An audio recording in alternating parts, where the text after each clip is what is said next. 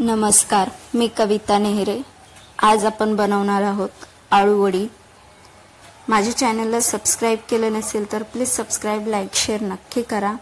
आपण साहित्य बघून घेऊयात। आळू वडीसाठी आळूची पाने घेतलेली आहे, बेसन घेतलेले आहे, 1 चमचा हळद घेतले, 2 चमचे धने पावडर घेतले, 3 मोठे चमचे लाल तिखट घेतले, चवीप्रमाणे मीठ घेतले आणि तीळ घेतलेले आहेत। बेसन आणि मसाले आपण सर्व मिक्स करणार आहोत आणि 2 चमचे तेल टाकून घेणार आहोत। त्यामध्ये थोडं थोडं आपण पाणी टाकून पीठ छान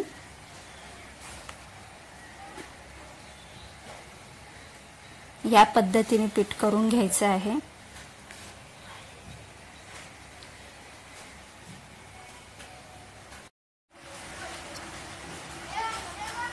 आपण आता आळूची पाने ठेवणार आहोत आणि त्याला थोडं थोडं पीठ आपण या पद्धतीने लावून घेणार आहोत।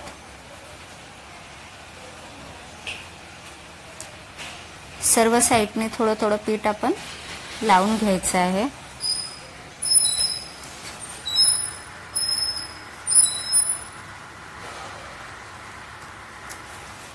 दुसरं पान त्यावर ठेवणार आहोत, पण उलट्या साइडने ठेवणार आहोत।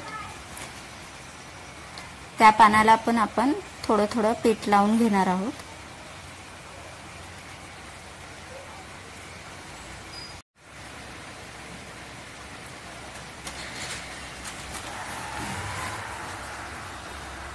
या प्रकाराने आपण सर्व आळूची पाने ठेवून थोडं थोडं पीठ लावून घेणार आहोत।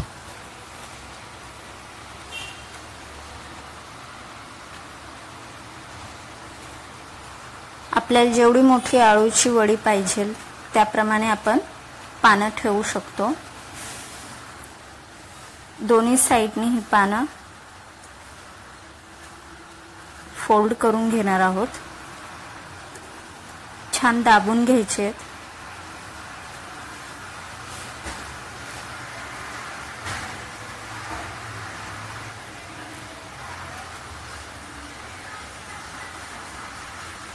या पद्धतीने आपण थोडं थोडं पीठ लावणार आहोत चिटकवण्यासाठी आणि आळूची वडी छान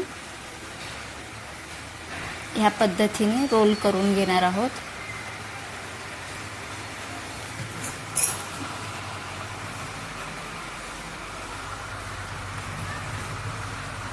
याच पद्धतीने आपण सर्व आळू वडी बनवून घेणार आहोत। कढईमध्ये पाणी ठेवलेलं आहे गरम व्हायला, ते गरम झालेलं आहे। त्यावरती आपण आळू वडीचे चाळण ठेवणार आहोत। त्यावरून आपण झाकण ठेवणार आहोत। जोपर्यंत आळू वडीचा कलर चेंज होतो तोपर्यंत आपण छान शिजवून घेणार आहोत।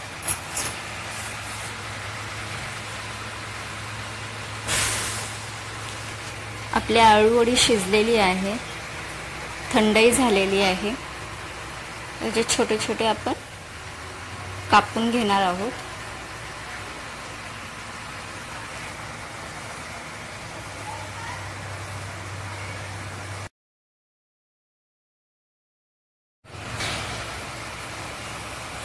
आळू वडी छान कापून झालेली आहे। कढईमध्ये आपण तेल घेतलेले आहे। तेल छान गरम झाले की त्यामध्ये आपण आळू वडी तळून घेणार आहोत।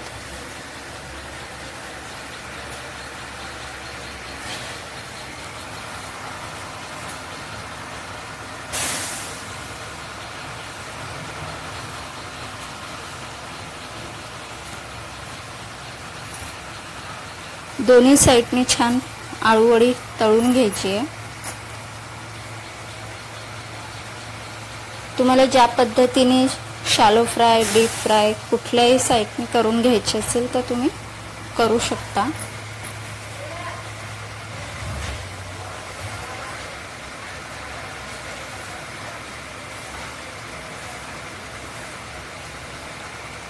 छान अशी खरपूस तळून झाले की आपण आळू वडी काढून घेणार आहोत। माझी रेसिपी तुम्हाला कशी वाटली मला नक्की सांगा. चॅनलला सबस्क्राईब केलं नसेल तर प्लीज सबस्क्राईब, लाईक, शेअर नक्की करा.